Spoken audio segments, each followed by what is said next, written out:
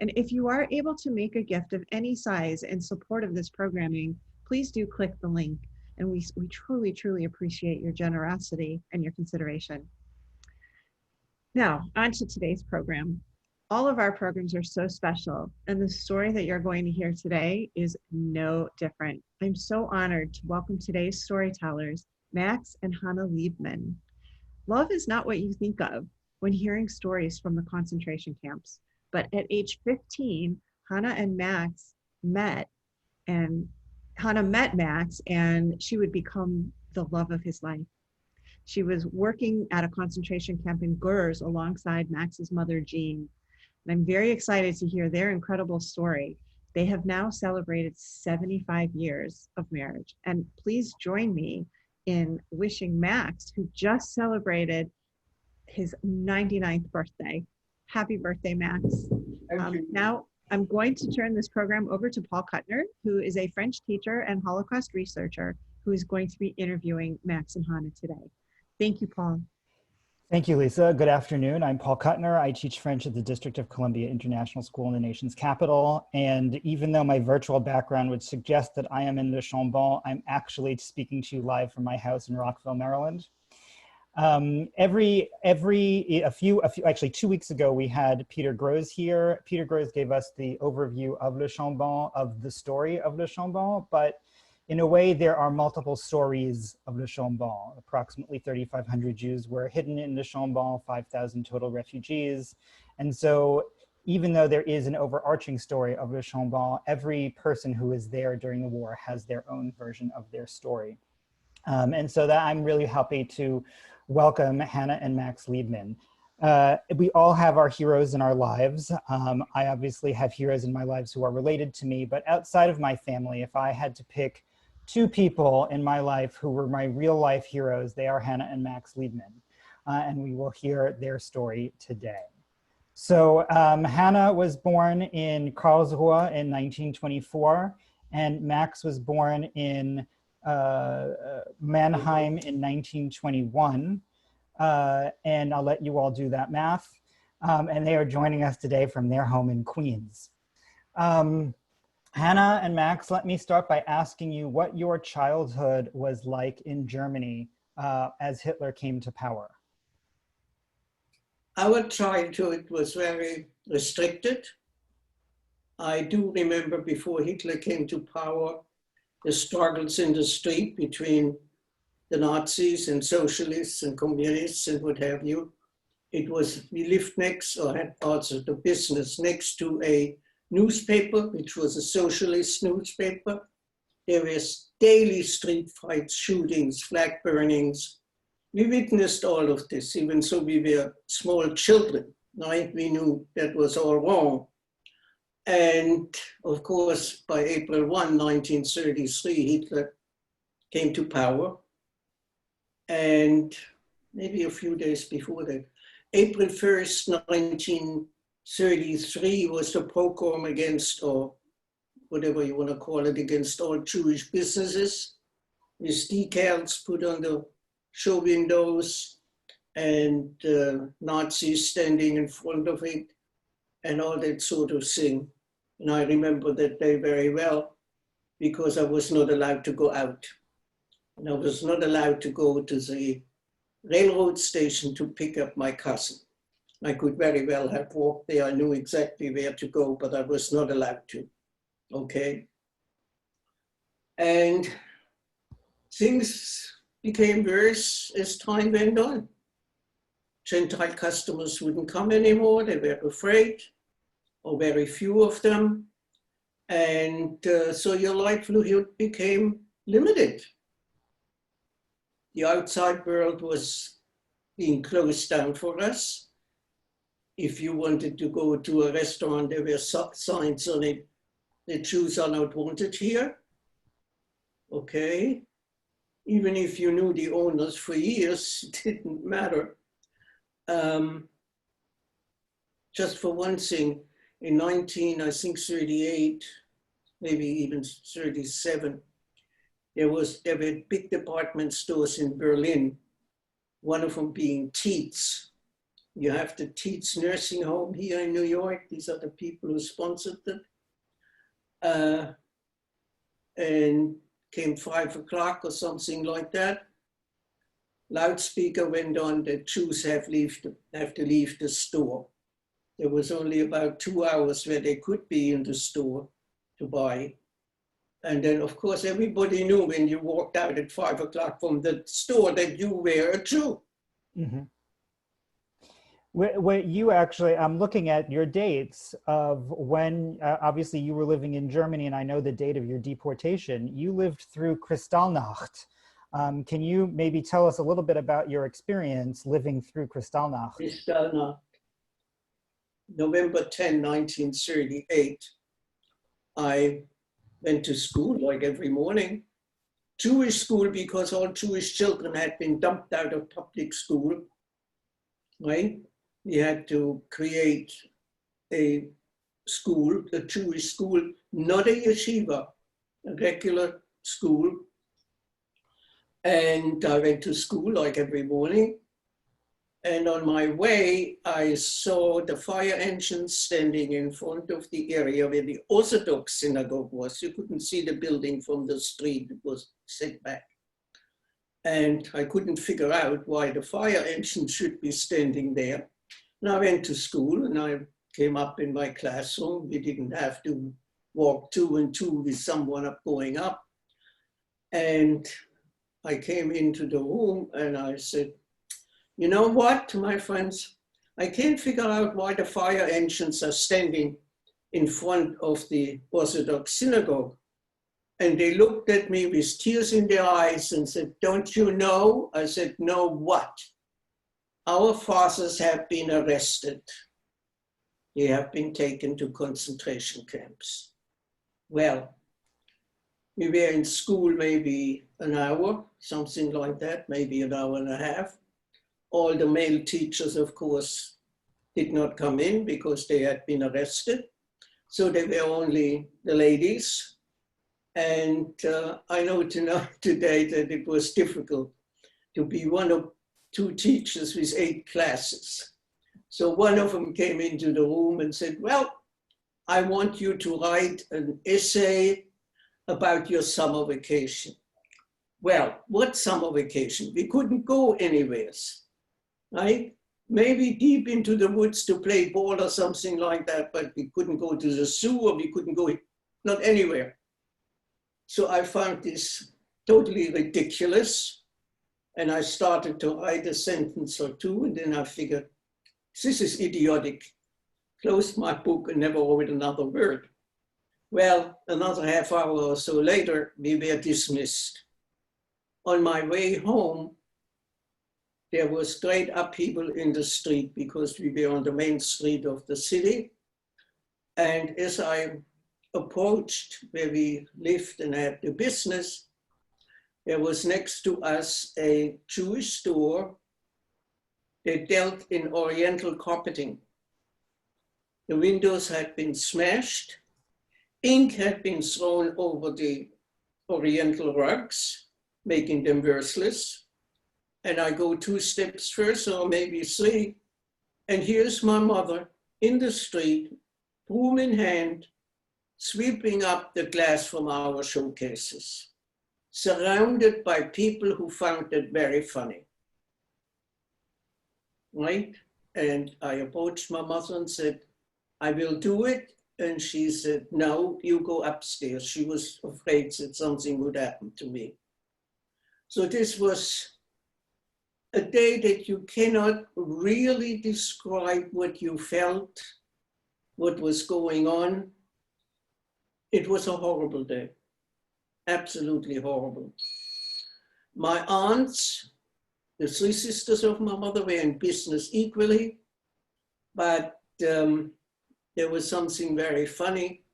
The landlord who lived in the same house had a son who lived in France and came with his car and blocked the entrance to the house with his French license plate. So nobody could go upstairs. French license plate, foreign people. So he was very decent. He didn't have to do that. And eventually, by December 31st, we had to close the business. No Jewish business could exist. Like people who worked for, let's say, a Gentile outfit, if that was still possible, they couldn't work anymore probably as employees since 1936. So things became very difficult financially for most of the people. And well, businesses had to be closed. We had to close our business, it was a photo studio. And If I'm not mistaken, your mother was a single mother because your father died when you were very young. Is that correct? And excuse me, my mother was a widow from February 1925 when my father died. I was then 3 months old and my brother was 3.5. So she was mother, father, businesswoman, everything. And maybe I shouldn't do that. I read a book the other day. What is that? By Mary Trump. Yeah, she described her grandfather. And I said to Max, I'd rather grow up without a father than having a father like that. Well, let's stray a little bit from, let's get back a little bit to your experience in Germany during the Hitler time. Mm-hmm. And I want to ask you specifically, actually, Max, I have a question for you. And it is that you kind of knew that this operation to deport you all to France, you actually knew about it in advance. But Hanne, you did not know that. Absolutely not.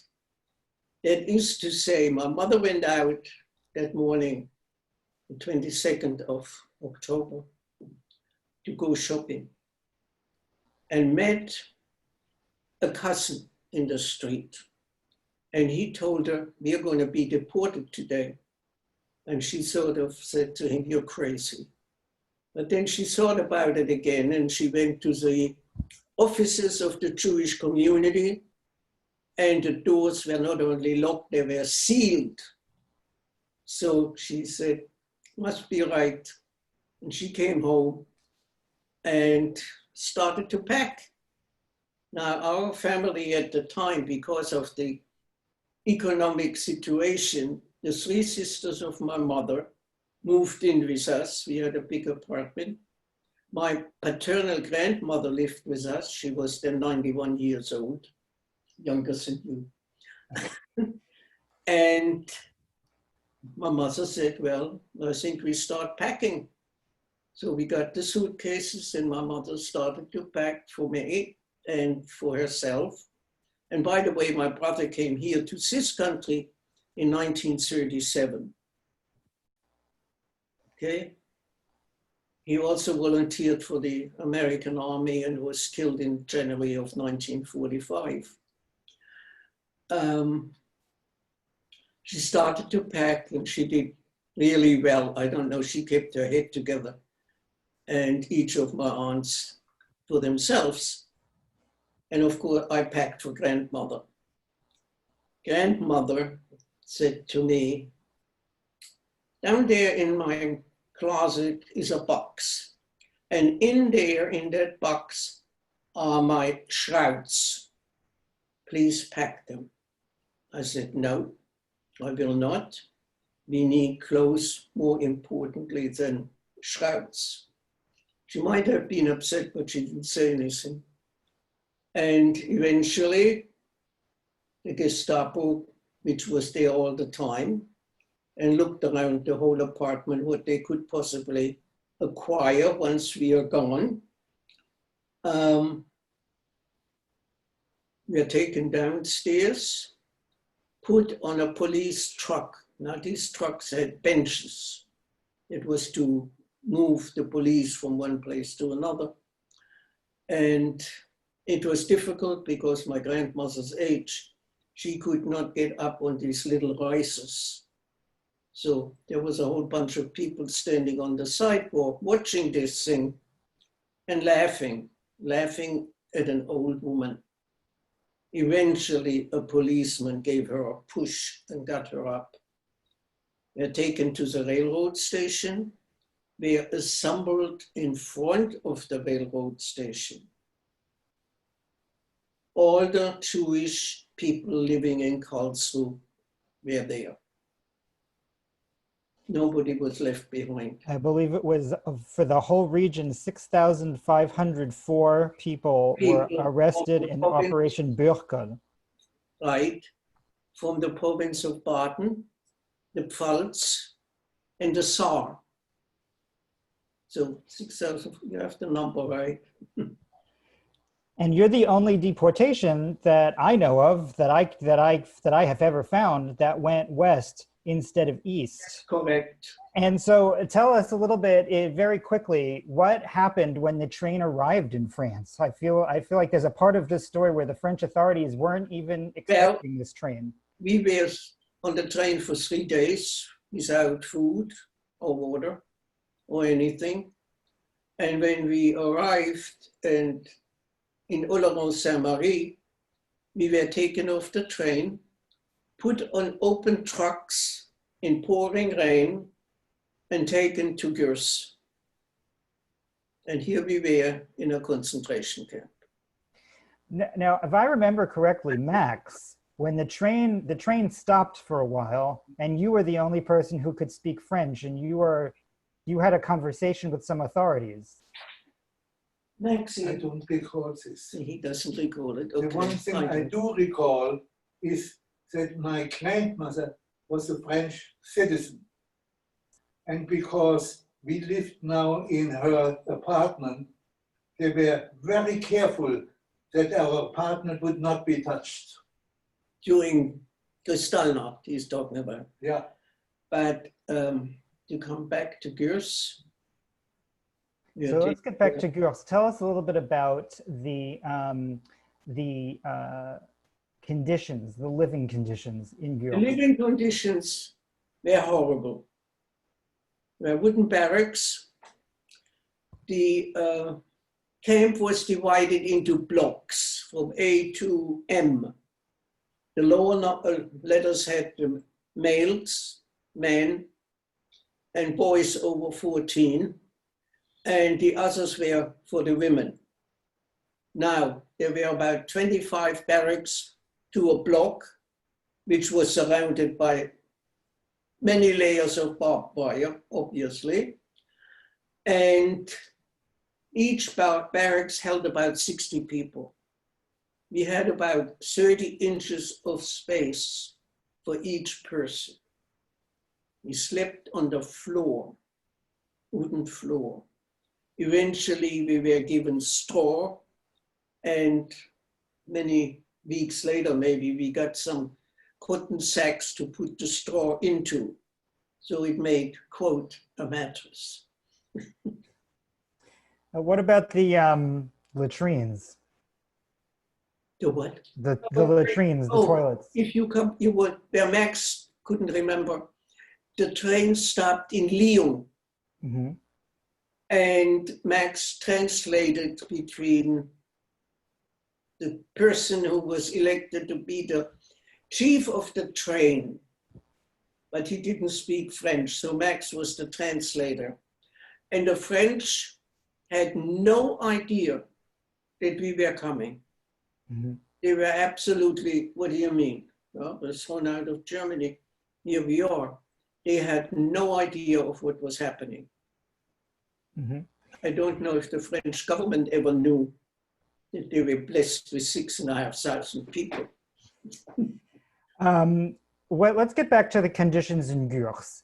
Tell me a little bit about the plumbing situation in Gurs. Oh my God. Excuse me for laughing. We had latrines. They were about, I would say, 5-6 feet off the ground. They had stalls, believe it or not, and a concrete floor with a hole in the middle of the stall and a pail underneath, period. Doors eventually disappeared because the wood was used for something else. And that was it. We had water 3 times a day for 2 hours. These were outdoor troughs, if you wish. And this is where you got your water to drink. This is where you had your water to get washed or do your laundry or whatever. 3 times a day for 2 hours. Now you have that many people in one block. You can imagine what that means. After several months, a barracks was emptied out and made into what you would call a washroom where you could wash yourself. They had put in some, like a trough with a pipe going across with holes, would, water would come out of there. But that was already a great improvement that we could wash indoors. The man, Max, was never. And as long as we had to get washed in the open, it was only maybe 20 meters or so from the road. So everybody could see you in plain sight. So no, life was very, very difficult. Now, I understand that while you were in Gurs, you had some kind of chores or jobs, and that's the way you and Max actually met. Probably, yes. His mother worked in the office. Each block had its own administration office. We had to make endless lists for each barracks, who died during the night, and the dead were picked up in the morning. Don't ask how they were treated. I mean, okay. They were taken out on a stretcher, but a stretcher that had to be carried by hand, okay, and thrown on a truck. And we had to make endless lists for this, that, and the next thing. And so I helped his mother. So that was my employ. And I guess one day he Max came in to see his mother. That was another problem in the camps, that in the beginning, men and women couldn't meet. But this is Switzerland. So this young man that I've put on the screen has come into this office. And what is your reaction?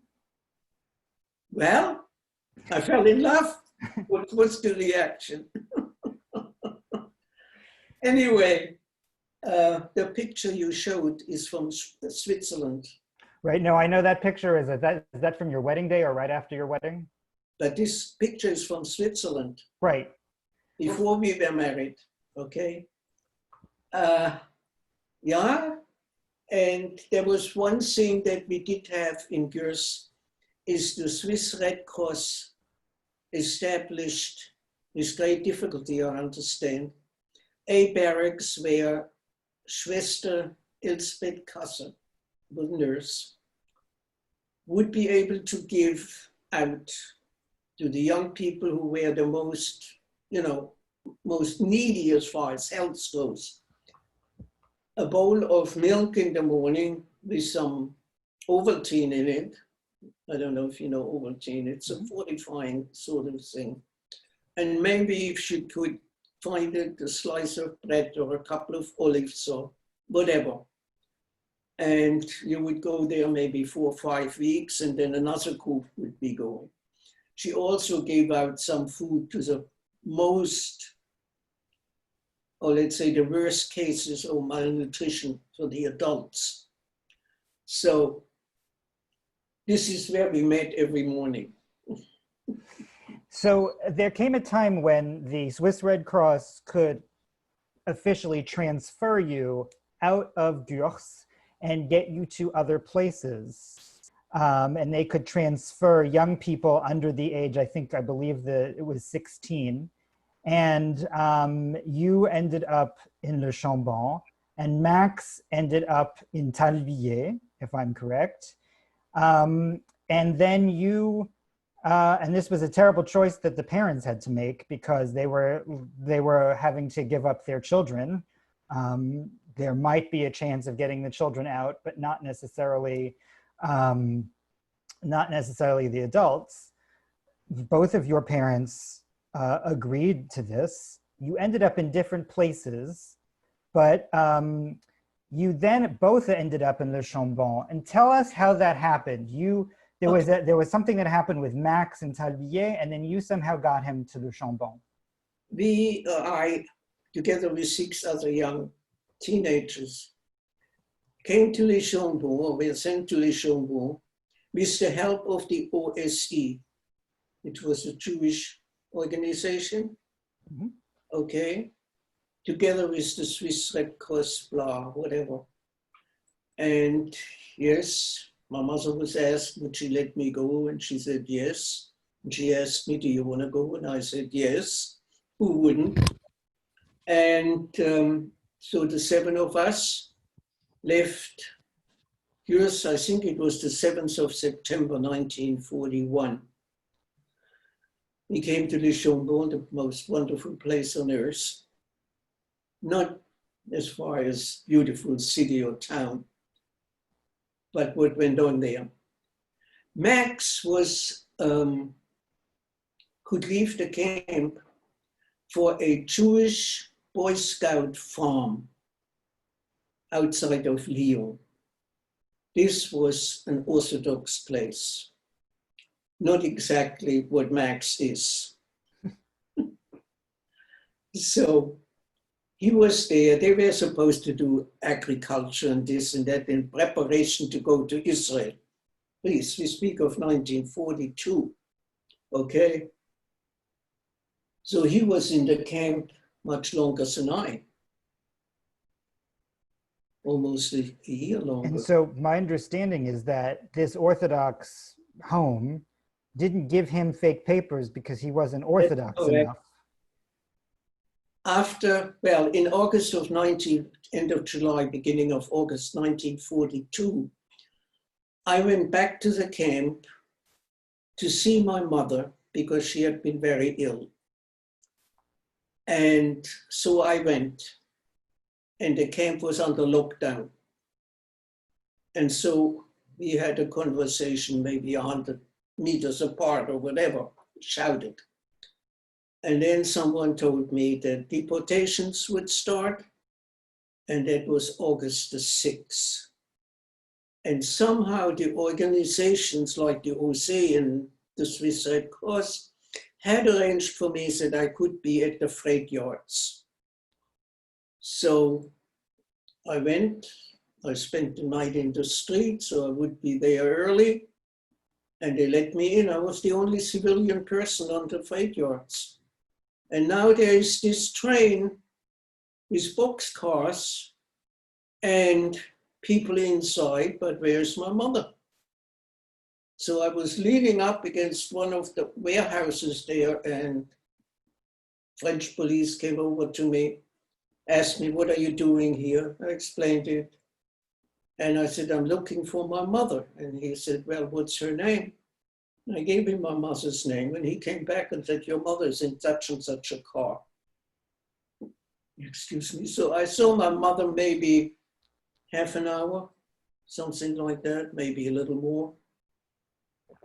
And we had obviously a conversation. And one of the things she told me, you go back, you're safe there. How did she know? Or did she just hope I was safe there? The train, eventually the cars were locked, the train pulled away, and that's the last I ever saw of my mother. Last kiss, last whatever. And on my way back from Gurs, I figured I'd go and see him where he was, outside Lyon. And I told him what had happened. His mother was still in the camp. I told him what had happened. And I said, if you are not safe here, come to Le Chambon, you will be safe. And sure enough, The 4 non-religious boys didn't get false IDs, right? All the others did. And he came one night together with another fellow who now lives in California. And Walter J., if you ever heard of him. Mm-hmm. He lives in outside of San Francisco. In Palo Alto. And the 2 came in the middle of the night. We in Le Chambon, who lived in La Gaspé, stayed in another building during the night because they were afraid that we would be arrested and there would be no one there to talk to us. And so we were in the building of where Mr. Boni was, the man who was in charge of all of this Swiss Red Cross homes. And one of the girls and I went back to La Gaspé, that's the house where we were, and someone was whistling behind me. And my friend Lily said, turn around. I said, I will not turn around. These are the boys from the college that go on their morning exercise. Turn around. I said, I won't turn around. So she took me by the shoulders and turned me around. And here he was. Now I want to ask Walter. He and Walter, they had slept on the tennis court, which was only maybe 400 or 500 meters from the house. And almost across the building where Madame Philippe lived. Madame Philippe was a big member of the resistance, if I'm... Oh, was she ever? Yeah. Let me ask you something, because you said something about fake papers, okay? And I want to show on the screen this fake paper. And you used this, at some point, I mean, you have said many times, you said it today, the Chambon is the most wonderful place in the world. But I really want to ask you, you decided to go to Switzerland. At some point you decided you were unsafe in the Chambon. Why did you decide to go to Switzerland? And what happened at the border with that fake paper? Okay, Max came to the Chambon with Walter. I immediately took them to Madame Philippe, and he was in hiding at night. He was hidden on a farm. I was hidden somewhere else eventually. And after 3 weeks or so, we could come back. There were the gendarmes coming around, looking for us. I remember one night in Mr. Boni's house where they came and they interrogated us, the others, and Mr. Boni told them they cannot touch us because this is a Swiss house, and so on and so forth. I mean, I've never seen anyone talk like that. And eventually they said, okay, we will go to, what was it, Saint-Étienne and find out whether you are right or not. And if you're not right, we will be back and we will get them. Well, morning came, that was in the middle of the night. Morning came and we were dispersed, sent into the woods. And by evening, we were dispersed on several farms. Max was another farm. I don't know where Walter was, but we were safe. And the farmers were very good to us. They all took a chance. So you decided, because these events were happening, that you were at risk. And so you decided to go to Switzerland. Well, we were all at risk, but let me tell you that the farm where I was, the gendarme came and he asked the farmer, are you hiding anybody? Are you hiding any Jews? And the farmer, quick as a bunny, said, I don't know what Jews look like. Offered him a glass of red wine, which thankfully he refused. And that very much takes from Pastor Trocmé's comment, we don't know Jews, we only know men. So you get on the train, from what I know of your story, you get on a train, Mr. Boni ends up being on the train with you. Well, And then you get sent to various different spots along the way. And then tell us what happens with this fake paper when you get to the border. oh, well, the first night I was in Tours with the minister, and took the train from there, and all of a sudden Mr. Boni appeared. And he was with me to, not Saint-Étienne, but I think it was Lyon. And from there on, I was on my own. I made it to Annecy. Then you went to Annemasse, I think. No. I went to Annecy. I was supposed to go to a convent, and I was in the compartment in the train. There was a couple, and they were talking about stuff they shouldn't have been talking. So I have no idea who they were. I pretended to be asleep, and we stopped at Annecy. I had to get off, and this young man said, do you know where you have to go? I said, yeah, I have to go to the convent there. And he said, well, I will take you. I said, I will find my way. I couldn't shake him. There was no way I could get rid of him. And the convent didn't answer the doorbell, no matter what. So he said, what are you going to do now? And I said, well, I don't know. He said, go to a hotel. He took me to a hotel, fifth rate, but it didn't matter. And I stayed the night there. And the next morning I did go to the convent, and they told me what to do, where to go, how to go. And I made it eventually to a place called Tonon. But on my way, when I was walking along the road, there was a customs house. And I figured, gee, it's wartime. What customs house is functioning? Well, I was called back. I was interrogated, more or less, showed them my false papers, showed them papers I had that I went to college in Algiers, all baloney. And then finally, this customs officer said to me, are you Jewish? And I looked at him and said, I have nothing to do with these dirty people, with this dirty race, excuse me. And he sort of smiled a bit and said, you can go. And I went from there to the priest, and he sent someone to take me to the guide, because I had a guide to cross the border. And I stayed there for the afternoon and evening. And at night, there were other people. There was a couple with 2 children and a single young man.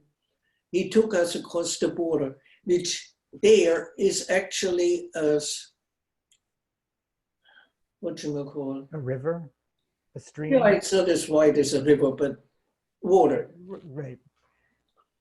So he carried each of us across the water so we wouldn't be wet, and told us how to go, in what direction. And we tried to follow that and found out that we were walking in a circle. Well, it's pitch dark, right? And what confused us was that there's a streetcar going between Annemasse and Geneva.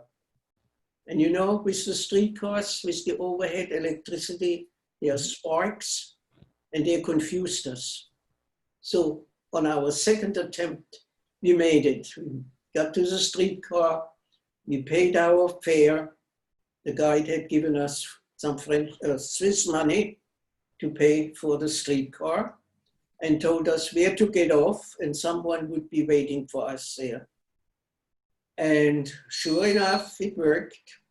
No one on the streetcar asked a question. And we got off, and there was a young woman there waiting for us. She took us to some fourth-rate hotel or whatever it was. And I told her, now it's 11 o'clock at night.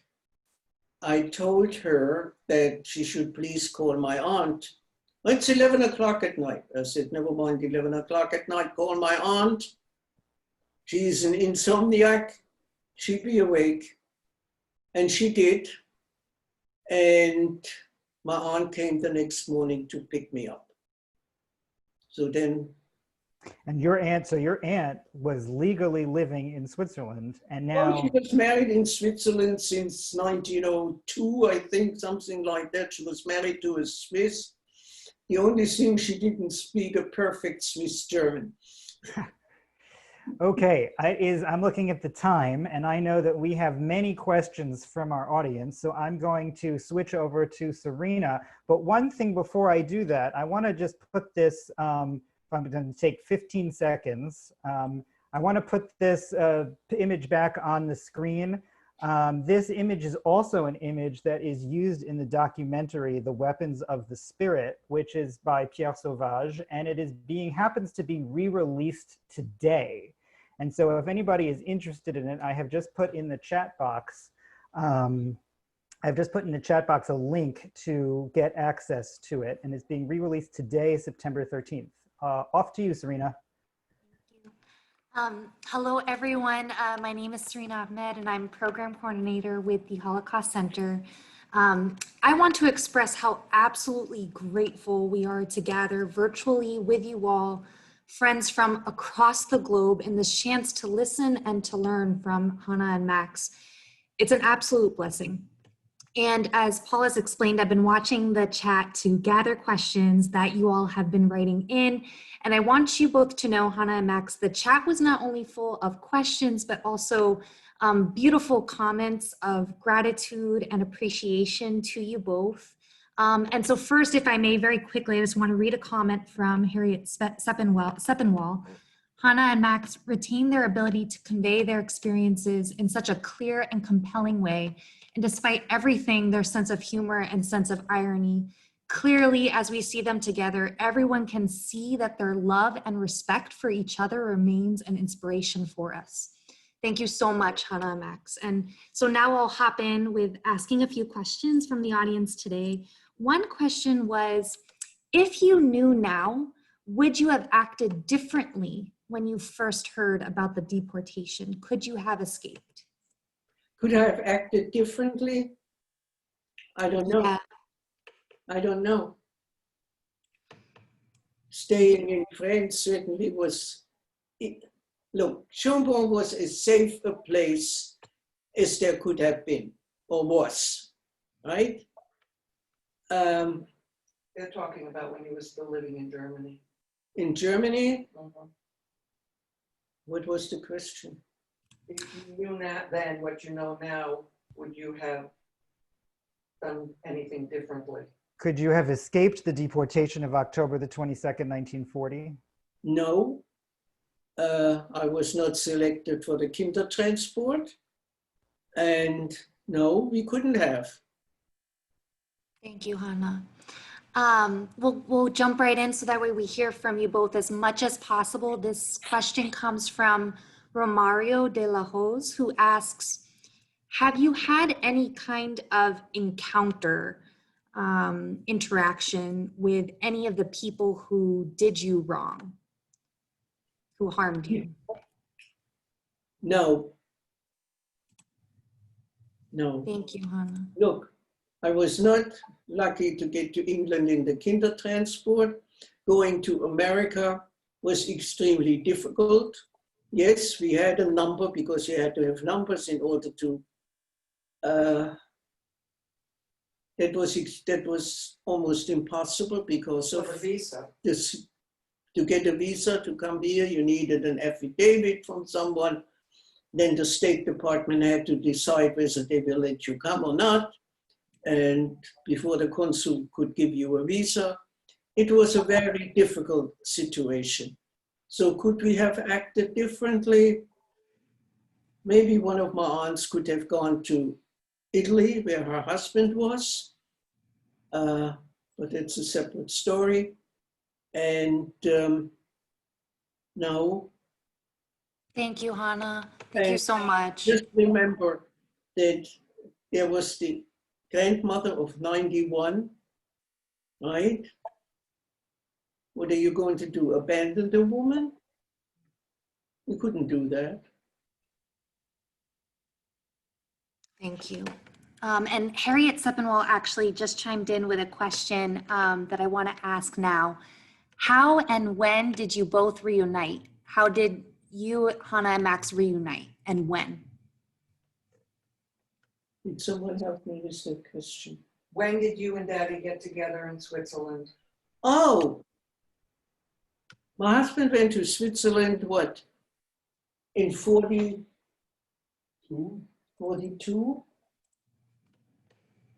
I don't remember. I just don't remember. Wait a minute. Did he know where you were living?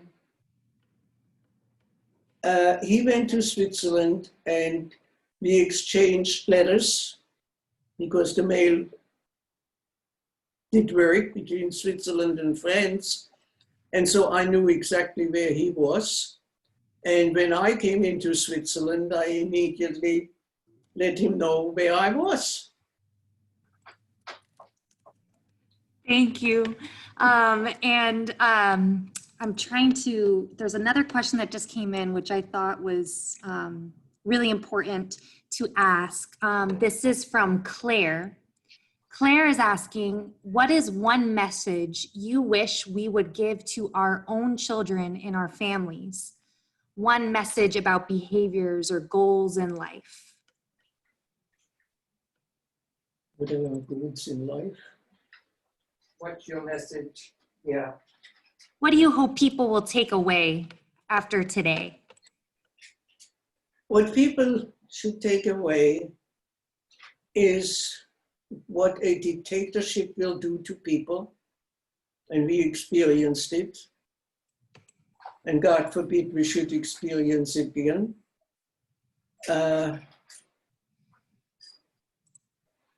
They should learn about the Holocaust, the consequences of all of that. That cost the life of 6 million people, cost my mother's life.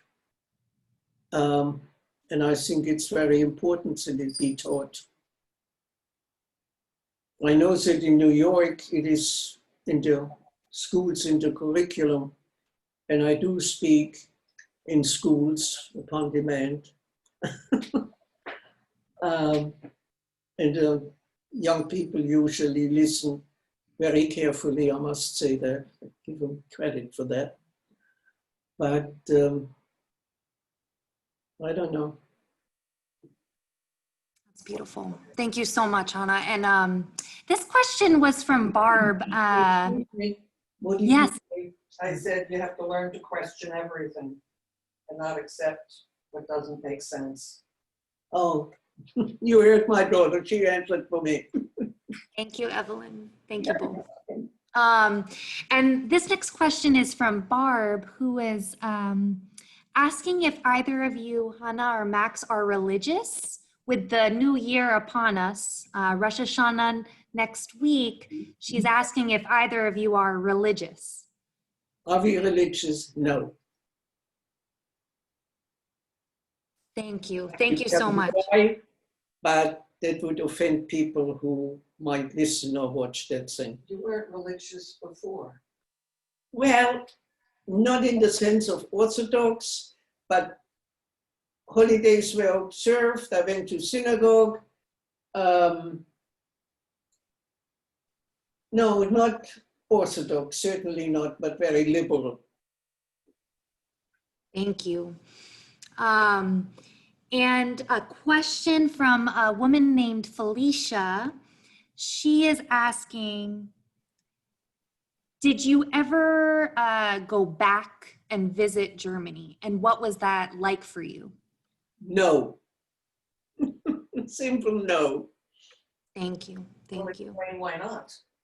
I cannot go back there. Not, maybe I would have gone immediately after the war, but then we were married, we had a child.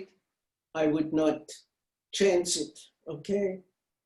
In the meantime, many, many years later, I met our former employee from the business, Max and I were in France, and I had written to him, said we are coming to Europe, and he sort of said, well, why don't you come and visit us? And you're not living in the city, we live outside the city, and blah, blah, blah. Okay, I said, no, but we could meet in Strasbourg, which is a city, I'm sure you have heard about Strasbourg, yeah? And the other side of the Rhine River, about 40 kilometers from where we grew up, or I grew up, excuse me. And he came, his wife didn't come because she was sick, and that was regrettable. And we spent the afternoon together and had a nice time, you know. That's so lovely. And Hanne, I just want to reiterate how much of an honor this is again. I'll probably ask just two more questions. One of those is a kind of follow-up to the last question from Felicia. Can you tell us a little bit of how you came to the States, how you came to the United States, and what the early years were like? We came to the United States in '48, March the 3rd. Our daughter's second birthday was on March the 4th. Her first birthday, her second birthday was the first day in America. It is tough, it's difficult. We had very little help, if you wish. My husband and my uncle went down to Hyers to see what they could do for us. And their answer was, well, why don't you move to Peoria? And my husband asked and said, what is there in Peoria for me? And the answer was, go to the library and read it up. Quite aside from the fact that we didn't know a soul in Peoria, but our families were here on the East Coast, in New York and upstate New York and what have you. Now, after having lost everyone in the family, you don't want to move to Peoria, right?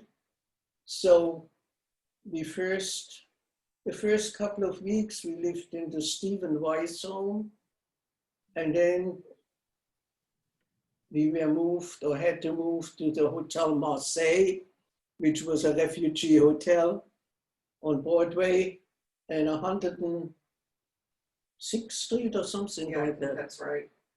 And as soon as my husband started to work, we had to leave there and moved in another one-room hotel, also on Broadway, 113 or 14th Street. It was a one-room situation for the three of us. A common kitchen, a common refrigerator. It was difficult. It's amazing to me. Eventually we moved to Flushing. Evelyn, you remember Flushing? I do. She does. At some point, Hanne and Max, you also lived in a building in New York City with another survivor from the same home in the Chambon, quite coincidentally. Well, there was Jack Lewin. But I'm talking about when Rudy Appel was living in your building. Oh, but that was when we already lived in Jackson Heights, much later. And I was in the elevator and there was a neighbor and there was a young man and I figured that could be. And sure enough. But I had told you that Susie was dating someone by the name of Rudy Appel. That's right. Because I was the babysitter. Our daughter was the babysitter for our neighbor. And she said, yeah, she's dating Rudy Appel. Do you know him? I said, I sure do. So anyway. Thank you so much, Hanne. And actually, we have only time for one more question today. And I think this is actually a question for your daughter. If she doesn't mind sharing, how can you tell us more about what it was like growing up with your two amazing parents, Hanne and Max, growing up with survivors? Let me put it this way, because this was never the main focus of our daily life. And it was only when I was working my first job after college, and I was talking with another young woman who happened to live in the same little building that I was living in. And she also was the daughter of survivors. And she said to me that when she came from Chicago, that when she was growing up, every time she or her sister did something her mother didn't like, the comment was, "How can you do this to me after what I've been through?" And I looked at her in absolute amazement. I mean, I was shocked because that was not the way I grew up. I basically understood what had happened. It was given to me, I guess, in piecemeal as I got older, but it was never used as a way to either inspire me or punish me or any of those things. And so I came to understand that that was not an uncommon thing that this girl was repeating to me. I didn't see myself as a child of survivors. I think I saw myself more as a child of immigrants, which I think any child whose parents didn't live here, you know, would feel, because there are differences in reference points and all those things when you're growing up. But I never felt like a child of a survivor. And while it has its place in my life, it's not the overwhelming thing in my life. Thank you so much. It's so special and so important to remember. It's, you know, almost 4 p.m. And Hanne, Max Liebmann, and Paul Kuttner, it's been an absolute privilege to have this time together with you and Evelyn Liebmann. I want to share one more comment from our wonderful participants today, from Claire Sadi, who said, "What an extraordinary couple. How wonderful and generous of them to share their story with us. This time with you, Hanne and Max, was such a treasured gift to us all. Thank you so, so much.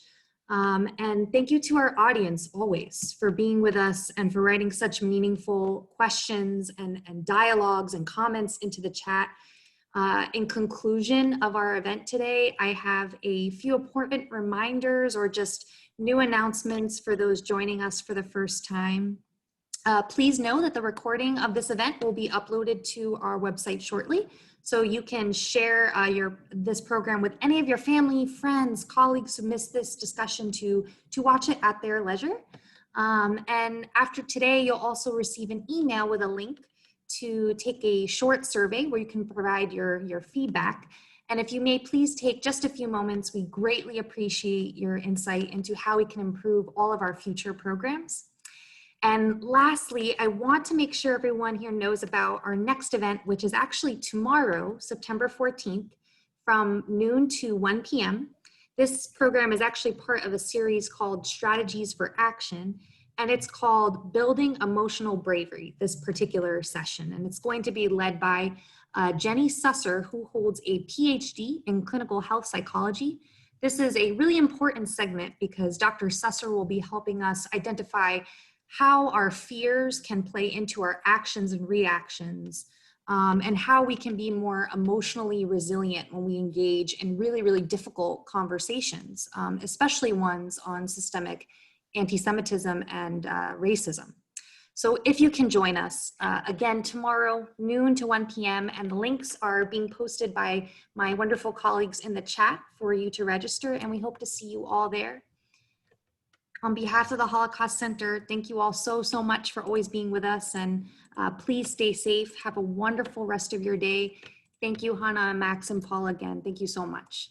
Thank you. And Evelyn. Welcome.